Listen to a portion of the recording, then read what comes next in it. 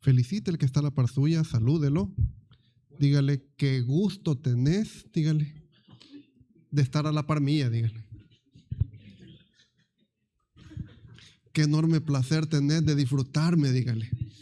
Pues claro, usted sea humilde, hermano. El día de hoy queremos compartir una reflexión que le hemos titulado Fuerza Celestial. Si a usted le gusta la música, hermano, la cristiana obviamente, hay una alabanza que así se llama. Y algunos hoy se dieron cuenta que hay una alabanza que así se llama. Así se titula la reflexión de este día, Fuerza Celestial. ¿Fuerza para qué? Fuerza para quienes está disponible. ¿Cómo puedo accesar esa fuerza? Eso es lo que vamos a aprender el día de hoy.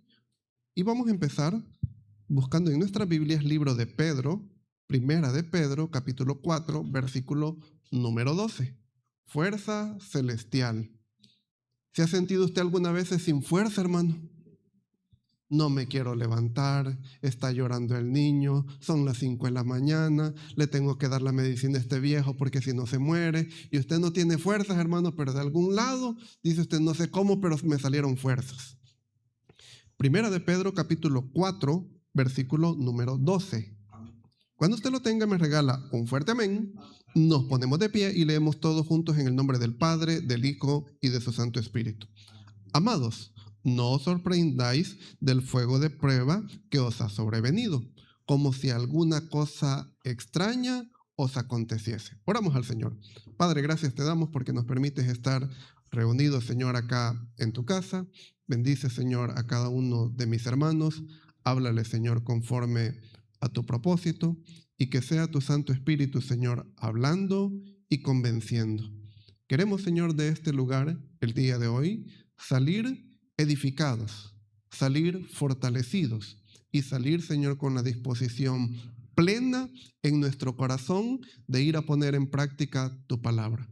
Háblanos a todos, Señor, conforme a tu propósito, en el nombre de Jesús. Amén y amén. Puede sentarse, hermano. Déjese caer. Ok. Lo primero, hermano, que queremos ver es que algunos cristianos nos sorprenden las pruebas. No sé, digamos, usted a qué cosa ha ido. No sé usted a qué cosa ha ido, qué lugar ha visitado que de pronto se le ha puesto como algo adverso. A veces uno cuando quiere ir a trabajar, hermano, bueno, allá en San Salvador, de pronto a veces es como un poquito más complicado. Usted ve el bus, hermano, y ya ni siquiera le para. ¿Por qué? Porque ya no cabe la gente, ya van bien llenos. ¿Y usted qué dice? Bueno, en el otro me voy, en el otro me voy. Y al rato, hermano, uno va colgado de ese asunto, en calidad de bandera va en ese asunto. Cuando la cosa se tornó diferente o cuando la cosa se puso más difícil, el objetivo principal no se perdió.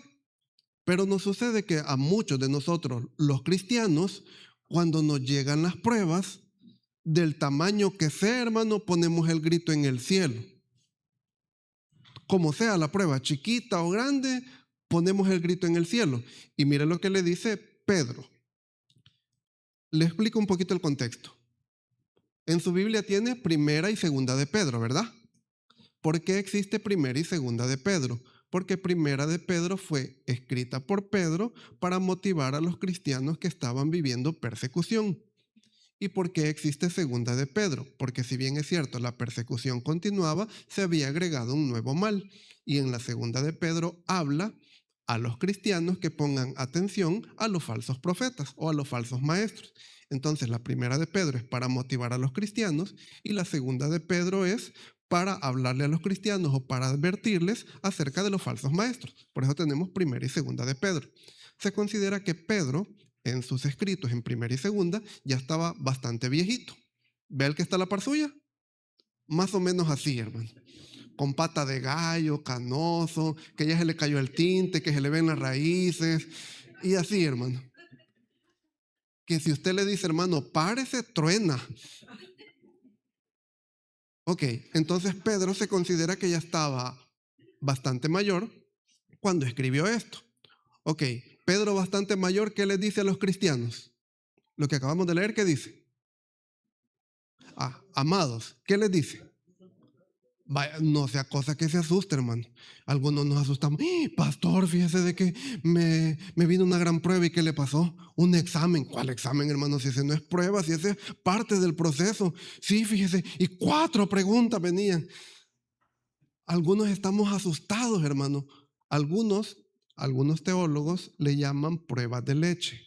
Le explico qué son pruebas de leche. Son aquellas dificultades que van surgiendo en el caminar de los cristianos que van relativamente naciendo de nuevo.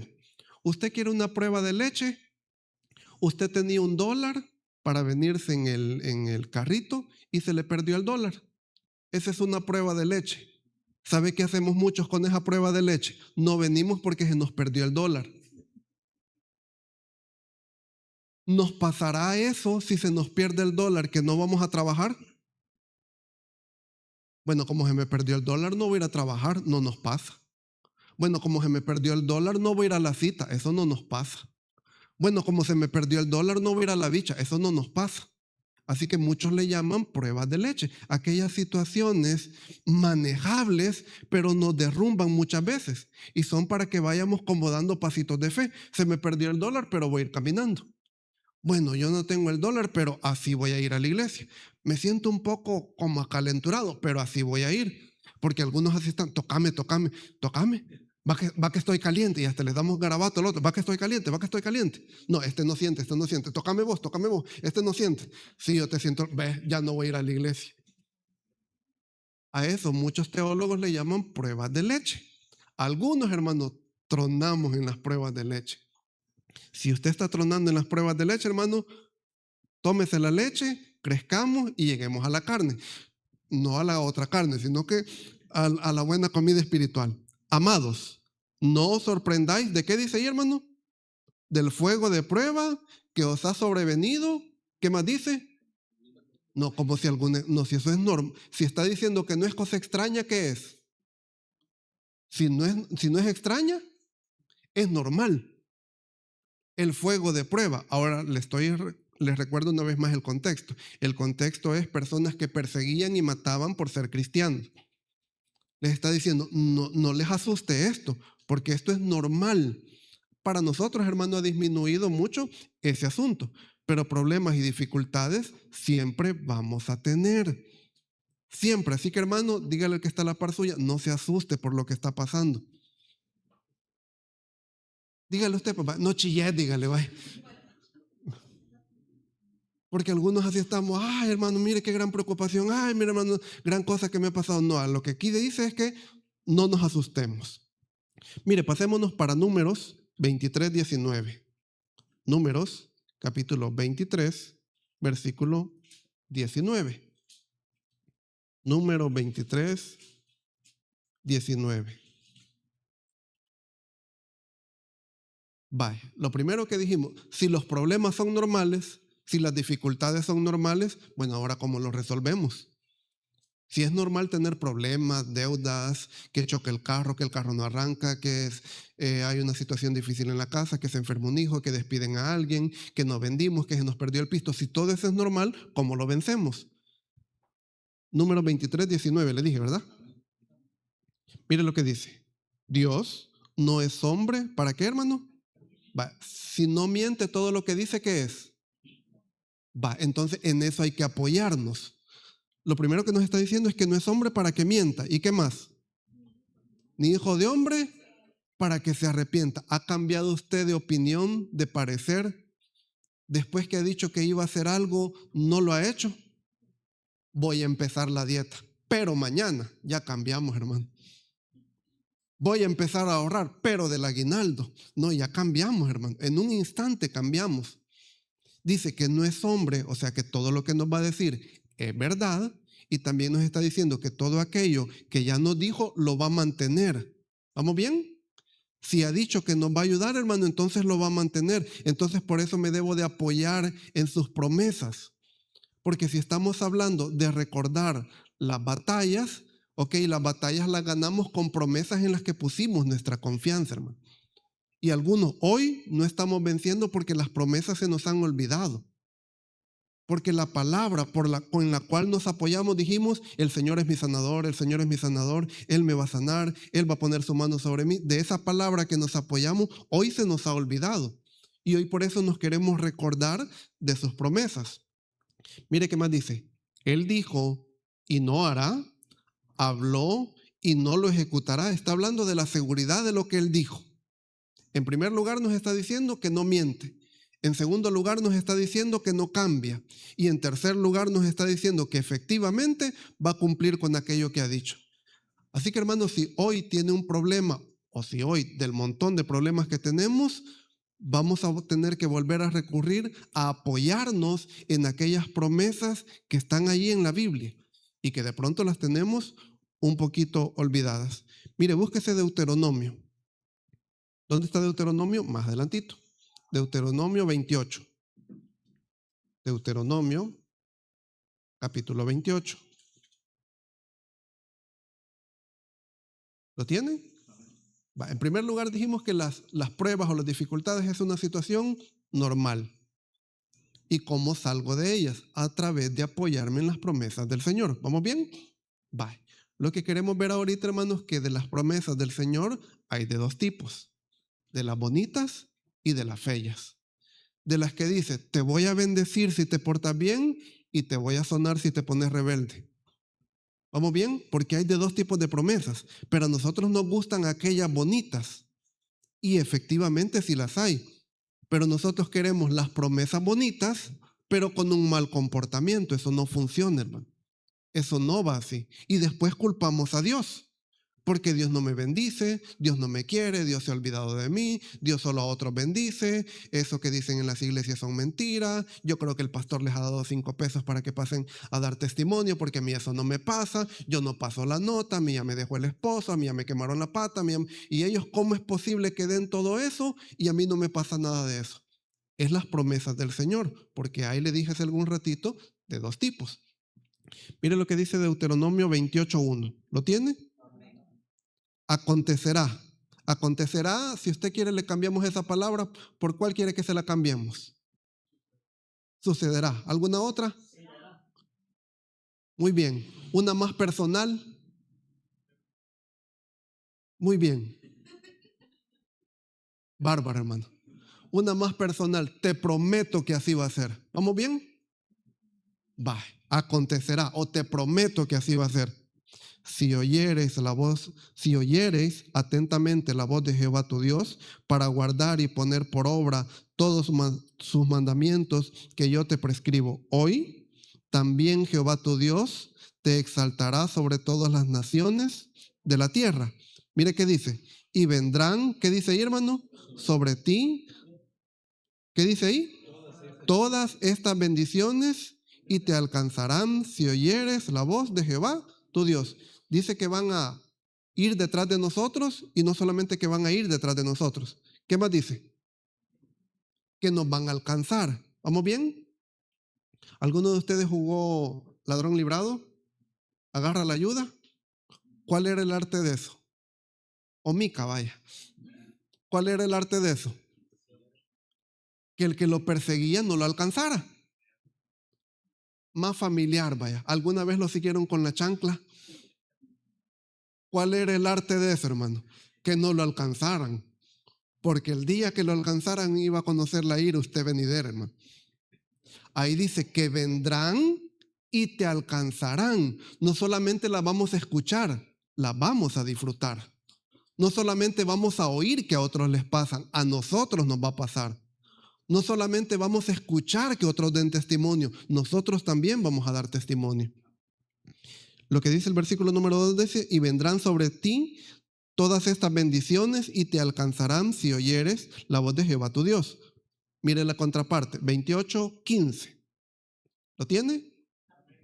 Pero acontecerá, si no oyeres la voz de Jehová tu Dios para procurar cumplir todos sus mandamientos y sus estatutos que yo te intimo hoy, que vendrán sobre ti, ¿qué dice ahí, hermano?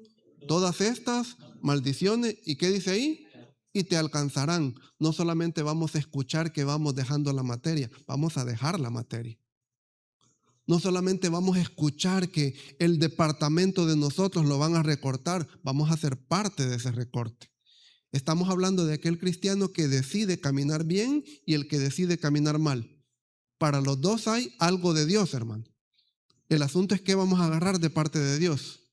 Si vamos a agarrar las bendiciones, y todos por supuesto que decimos, sí, hermano, las bendiciones, porque eso es más bonito. Sí, pero para eso revisemos el estilo de vida que estamos llevando. Porque a veces queremos comer de la mesa del Señor, pero estando del lado del mundo, y eso no va a pasar. A veces queremos las bendiciones de Dios, pero estando del lado del mundo, y eso no va a pasar, hermano. En primer lugar, vimos que los problemas son normales y que necesitamos apoyarnos de las promesas del Señor.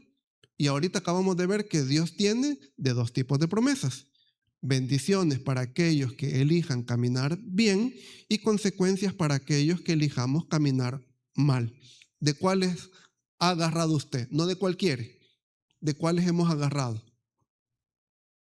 Porque algunos hemos agarrado la del versículo número 15, hermano.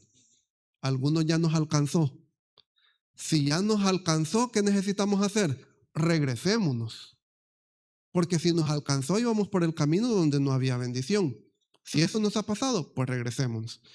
Mire lo que dice Lucas, capítulo 24, versículo número 1. Lucas, hoy se va a ir hasta el Nuevo Testamento. Lucas 24, 1. Lucas, en el Nuevo Testamento, capítulo 24, versículo número 1. ¿Lo tiene? Ahorita llego, espérame, hágame la esperita. Dígale 5 minutos más y llego. Va. Lucas 24, ¿lo tiene? Dice, en el primer día de la semana, muy de mañana, vinieron al sepulcro, trayendo especias aromáticas que habían preparado y algunas otras mujeres con ella. Le explico el contexto histórico. El primer día de la semana para los judíos es el domingo. ¿Cuándo empieza el domingo para los judíos? En la tarde del sábado. Va que está extraño. ¿Por qué tienen ellos el asunto así, algo extraño? Por lo que dice la Biblia. ¿Qué dice la Biblia en el Génesis 1:1? Y en el principio creó Dios los cielos y la tierra, ¿se acuerda? Y la tierra estaba desordenada y vacía, y el Espíritu de Dios se movía sobre la faz del abismo. ¿Para qué sí se acuerda? Entonces dijo Dios, hágase la luz, y fue la luz, y fue la tarde y la mañana del primer día, ¿se recuerda? Entonces, por ese orden que está ahí, es que para los judíos un día se compone de la tarde y la mañana del otro día. ¿Vamos bien? Les veo así como que se les salió el grillito. De la tarde y de la mañana. ¿Cuándo empieza el domingo para los judíos? Empezó en la tarde de ayer. ¿Vamos bien? Algunos judíos dicen con la caída del sol, o cuando ya el sol se ve como la última colita, o con la salida de las primeras estrellas. Lo que estamos leyendo es la resurrección de Cristo. Dice, en el primer día de la semana. ¿Vamos bien? Para nosotros, domingo. ¿Vamos bien? Para ubicarnos en el contexto. En el primer día de la semana, muy de mañana, vinieron al sepulcro. ¿Qué había pasado? Cristo Jesús ya había muerto en la cruz del Calvario. ¿Vamos bien? Y era una costumbre judía que traían, lo que dice ahí, especias aromáticas. ¿Para qué? Se lo ponían encima al cadáver por el asunto del aroma. ¿Vamos bien? ¿Sí se ubica en el contexto? Para eso llegaron. Dice el versículo número 2, y hallaron removida la piedra del sepulcro, y entrando no hallaron el cuerpo del Señor Jesús.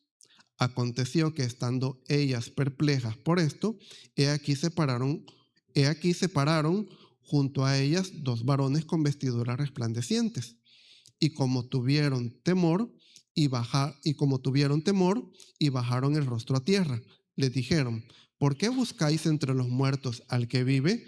No está aquí, sino que ha resucitado. Acordaos de lo que os habló cuando aún estaba en Galilea, diciendo, es necesario que el Hijo del Hombre sea entregado en manos de hombres pecadores y que sea crucificado y resucite al tercer día. Entonces ellas, ¿qué dice ahí, hermano? Se acordaron de sus palabras. ¿Qué hicieron estos personajes? Les recordaron las palabras, les recordaron las promesas. Y cuando ellas se recordaron de aquella palabra que le había dado el Señor, tuvieron paz y continuaron con la labor evangelística, porque sí fueron a dar las noticias. Hermano, levánteme la mano todos. Usted es el responsable de recordarse las promesas, hermano. Por eso necesitamos leer la Escritura. Ellos en ese momento lo que necesitaban era recordarse de la palabra para que su corazón se animara, porque llegaron al sepulcro. Ya era una tristeza que Jesús hubiese muerto, ¿sí o no? Y cuando llegan no está. La tristeza, sí o no, que se puso más grande. Entonces llegó una palabra de aliento, y la palabra de aliento es: recuérdense lo que Él les dijo. Ahorita tenés una situación difícil de ánimo. Para que esa situación difícil de ánimo desaparezca, nos tenemos que recordar de lo que Él dijo. ¿Vamos bien? ¿Cuál es la palabra que se vive repitiendo usted todos los días, hermano? Porque con esa es la que nos estamos dando ánimo. Me voy a morir, más allá del sol, yo tengo un hogar, hogar, dulce hogar. ¿Qué palabra nos estamos repitiendo, hermano? Porque si hoy tenemos un problema, con algo nos deberíamos de estar empujando todos nosotros. Si hoy tenemos una dificultad, con algo nos deberíamos de estar animando cada uno de nosotros. Esposa, si usted de pronto le ha tocado, pues ser usted la cabeza espiritual de ese hogar, usted se tiene que estar alimentando. Si está esposa y esposo, pues de pronto pues uno le puede dar como aliento al otro. No, viejo, mira, acordate lo que dice la Escritura, acordate tal cosa, acordate aquel pasaje, acordate lo que dice que eso. No, vieja, acordate lo que dice la Escritura, mira este pasaje, mira esto qué bonito. De pronto la pareja se puede dar como ese ánimo. Pero si usted le tocó solo, realmente no está solo, sino que está el Señor con nosotros. Pero lo que necesitamos es recordarnos, hermanos, de aquello que el Señor ha prometido. Y eso es lo que hicieron estos personajes. Llegaron a recordarle lo que el Señor ya había dicho. Así que, hermanos, para el asunto de las promesas, necesitamos cada uno de nosotros recordárnoslas. Y le decía hace algún ratito, hoy si estamos en una dificultad, ¿cuál es la promesa que he elegido para salir? Primero definamos cuál es el problema que tiene. De enfermedad, ¿cuál es la promesa de la que hoy se está agarrando para salir de ahí? El problema mío, hermano, no es de salud, es económico. De acuerdo. Dijimos que íbamos a tener de todo tipo de problemas. ¿De qué promesa se está agarrando hoy para salir de esa situación? Y que se la repita a usted. No, si la verdad es que el Señor es mi proveedor. No sé cómo, pero vamos a comer. No sé cómo, pero vamos a salir. No sé cómo, pero vamos a pagar. No sé cómo, pero el Señor nos va a ayudar. No sé cómo, pero el Señor nos va a bendecir. ¿Qué estamos haciendo? Nos estamos alimentando con su promesa. Mire qué más dice. Búsquese Juan 21:3. Para adelantito. Lo que necesitamos hacer es recordar sus promesas. El Señor tiene de dos tipos de promesas. Unas que le podríamos llamar bonitas y otras que le podríamos llamar de las que no vamos a buscar. Y lo que necesitamos es recordarnos de las promesas. Espérame, le dije Juan 21:3. Juan 21:3. Espérame, el mío, ¿por qué no tiene Juan 21? Juan, capítulo 21, versículo número 3, ¿verdad? Sí, ahí está. Sí lo tiene. Le explico el contexto de todo esto. Leámoslo primero mejor. 21:3, ¿lo tiene? Simón Pedro les dijo, voy a pescar. Ellos le dijeron, vamos nosotros también contigo. Fueron y entraron en una barca, y aquella noche no pescaron nada. Y cuando ya había amanecido, se presentó Jesús en la playa, mas los discípulos no sabían que era Jesús. Y les dijo, hijitos, ¿tenéis algo de comer? Les respondieron, no. Le explico el contexto. Jesús ya había resucitado, ¿vamos bien? Y ahora andaba haciendo esas apariciones o esas manifestaciones después de haber resucitado, ¿vamos bien? Bye. Jesús ya les había dicho a los discípulos qué tenían que hacer. Ahora lo que acabamos de leer es cuando se les olvida lo que Jesús les había dicho que tenían que hacer. ¿Sí se ubica? Como se les olvidó lo que tenían que hacer, ¿qué fue a hacer Pedro? fue a pescar y no le habían dicho que fuera a pescar. ¿Vamos bien? Y como no le habían dicho que fuera a pescar, ¿cómo le fue? Le fue mal. Eso nos pasa a nosotros, hermano, o nos va a pasar a nosotros si se nos olvidan las promesas. Si se nos olvidan las promesas, vamos a ir a buscar respuestas donde no hay respuestas. Y mire qué sabio es el Señor. ¿Cuántos creemos que Dios todo lo sabe? ¿Y por qué les preguntó si tenían algo de comer? Si ya todo lo sabe. ¿Vamos bien? Ya sabía cómo les había ido. Y entonces le está diciendo, ¿cómo te fue en el mundo? ¿Cómo te fue no haciéndome caso? ¿Cómo te fue olvidándote de las promesas? ¿Cómo te fue tratando de resolver tú por tus medios? Ellos tenían hambre, tenían sus familias que alimentar, pero no era eso lo que les habían dicho que tenían que hacer. Y ante esa situación ellos van y se van a eso. ¿Nos quedamos en qué versículo? En el versículo número 4, ¿verdad? 5. Sí, les dijo, hijitos, este es Jesús ya cuando se les presenta, hijitos, ¿tenéis algo de comer? Es que el Señor es astral para preguntar, hermano. Si algo sabe el Señor, es en qué momento llegar y qué cosa preguntar. ¿Qué buscaba el Señor? Por supuesto, de que despertar su corazón. Esa era la razón central de esa pregunta, despertar su corazón. Mire lo que dice el versículo número 6. Versículo 6 dice, Él les dijo, echad la red a la derecha de la barca. ¿Queremos bendición, hermano? Levánteme la mano el que quiere bendición. Vale, dos cosas. Las instrucciones son precisas. ¿Vamos bien? ¿A dónde le dijo? A la derecha. Son precisas las indicaciones. Así como el doctor se va a tomar esto por tantos días, cada tanto tiempo, se va a sentir bien. Cuando se sienta bien, no deje de tomarse el asunto. Ya me siento bien, vieja, le decimos. ¿Cómo son las indicaciones? Precisas, hermano. Y no mire, aparte de precisas, ¿qué otra característica le denota usted? Que son sencillas. No es una cosa complicada. Vaya, vos ponete allá, vos haces tal cosa, vos de cabeza, vos esto. No, son sencillas, hermano. Y nosotros a veces no queremos esas cosas que vienen de Dios y que son sencillas, son fáciles. Mire lo que dice versículo número 6. Él les dijo, echad la red a la derecha de la barca.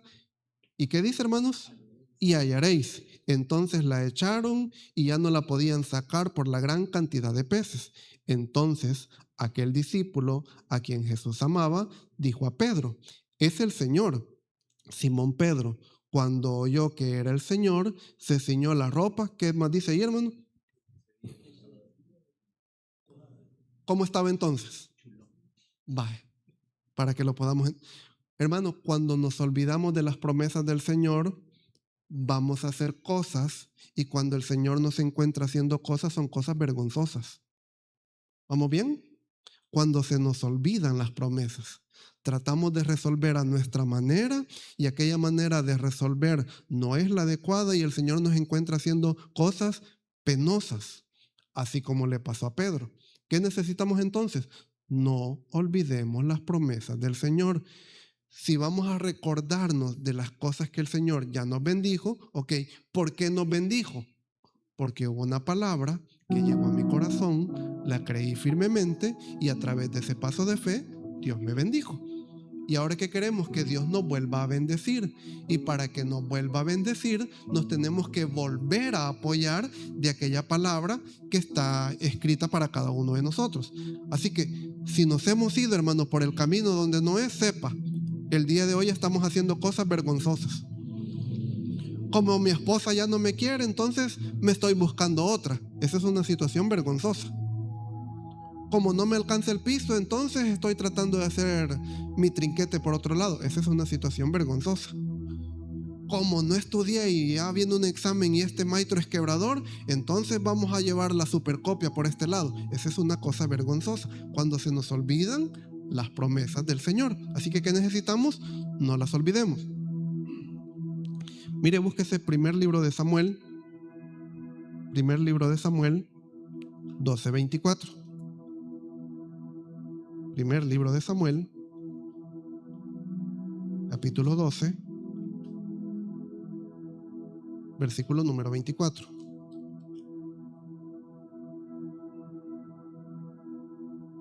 Primer libro de Samuel, le dije, ¿verdad? 12:24.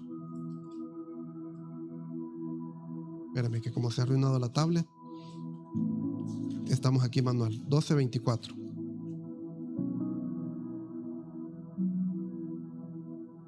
¿Lo tiene? Le explico el contexto. Samuel ya estaba viejito. En nuestras Biblias, hermano, tenemos primero y segundo de Samuel, ¿verdad? ¿Qué otro tenemos primero y segundo del Antiguo Testamento? Y también tenemos primera y segunda de Reyes y primera y segunda de Crónicas. En la Biblia judía está como un solo libro. ¿Vamos bien? Hermano, nosotros tenemos más que ellos. No, hermano, es lo mismo, solo que partido en dos. Es exactamente lo mismo. ¿Y por qué está partido? Porque los eruditos decidieron hacer como una separación. Como desde aquí se habla de este periodo de la historia y de aquí para allá se habla de este otro periodo de la historia. Por eso es que está primera y segunda de Samuel, primera y segunda de Crónicas y primera y segunda de Reyes. En la Biblia judía está Samuel, Crónicas y Reyes. Por eso usted cuando vea como la Biblia de los judíos, en aparente, tienen menos libros que nosotros. ¿Por qué razón? Porque está primero y segundo de Samuel en la de nosotros y en la de ellos no. Espero que no se le haya hecho una chibola, hermano, en la mente. Eso era como un dato, porque de pronto hay algunas Biblias que usted lo ve y solo tienen como Samuel. Más que todo como en las Biblias más antiguas. Samuel como tal ya estaba viejito. Pero en ese... ya sus últimos tiempos de vida, le hace una recomendación general al pueblo. Le dice que se recuerden de aquellas cosas que estaban en el pasado y que esas cosas que recibieron de Dios en el pasado lo debían de motivar a algo para el futuro. Samuel se considera que fue un excelente servidor, pero que fue... se lo voy a decir así porque no se me viene un sinónimo, que fue flojo como padre. ¿Sí se entiende esa palabra? Búsquele usted un sinónimo, que fue flexible como padre o fue tolerante como padre. Mira, hasta después que le dije la palabra se me acordaron los sinónimos. Fue excelente servidor de Dios, porque si usted ve en la Biblia dice que Samuel no dejó caer a tierra ninguna de las palabras de Dios. De todo lo que el Señor le ordenó, pues efectivamente lo hizo. Pero fue tolerante como padre, y eso le trajo una consecuencia dura a él porque le trajo tristeza, y dura a sus hijos porque murieron y no pudieron continuar con aquella situación de servirle al Señor. Esto es Samuel ya en su vejez. Le dije, primer libro de Samuel 12:24, ¿verdad? Dice, solamente temed a Jehová. ¿Y qué más dice, hermanos? Y servirle de verdad con todo vuestro corazón. ¿Por qué hace esa aclaratoria, hermano? ¿Por qué dice servirle de verdad? Porque habían servidores de servicio, ¿sí se entiende? Servidores de actividades, servidores de funciones, pero no servidores de corazón. El sistema religioso seguía funcionando.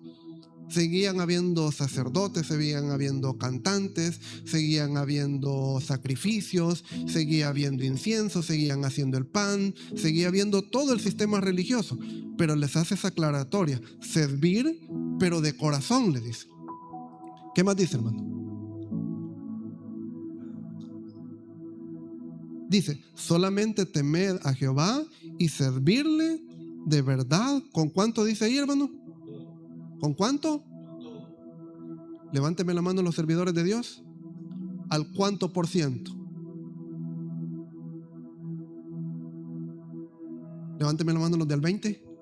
No, no hay ninguno de 20 porque se nos cae la mano. Los del 30, los del 40, los del 98%, los del 99%, los del 101%. Vaya, si es servirle de todo corazón, ¿por qué le voy a servir a Dios? Ahí está la respuesta más adelantito. ¿Qué más dice? Pues considerad, ¿qué dice ahí, hermanos? Cuán grandes cosas ha hecho por vosotros. Le está diciendo, sírvanle de corazón, acuérdense de lo que ella hizo. Cuando me acuerdo de lo que ella hizo, eso debería de movernos a cada uno de nosotros. ¿Vamos bien? ¿Cuántas cosas ha hecho el Señor por usted hoy, hermano? ¿A qué hora se levantó? ¿Los que se levantaron a las 5? Entre las 5 y las 10, ¿qué cosas ha hecho usted por usted Dios hoy? No nos vamos a ir tan atrás, hermano, hoy. Hermano, tengo una familia, tenemos para comer, tenemos un lugar a donde vivir, tenemos un lugar para congregarnos, tenemos esperanza, tenemos esta esposa que no me ha dejado, tenemos estos hijos que me impulsan. Hay un montón de cosas que tenemos para agradecer ya hoy, hermano. Lo que ya tenemos, muchas bondades hemos recibido hoy. La cosa es cómo le vamos a responder ante sus bondades. ¿Cómo le vamos a responder ante lo que ya nos dio hoy? Y mire lo que dice, acuérdense de lo que ella hizo y eso los debe de motivar a hacer algo. Y es a servirle, pero le dije hace algún ratito, no el asunto religioso, sino que dice, a servirle, ¿de cuánto dice ahí, hermano? De todo vuestro corazón. Acordémonos, hermano, de las victorias pasadas. También acordémonos de las bondades que el Señor ya hizo en nuestra vida y que eso sea el impulso, la motivación de seguirle sirviendo a donde estamos hasta que Él venga por cada uno de nosotros. Le regalamos al Señor un fuerte aplauso.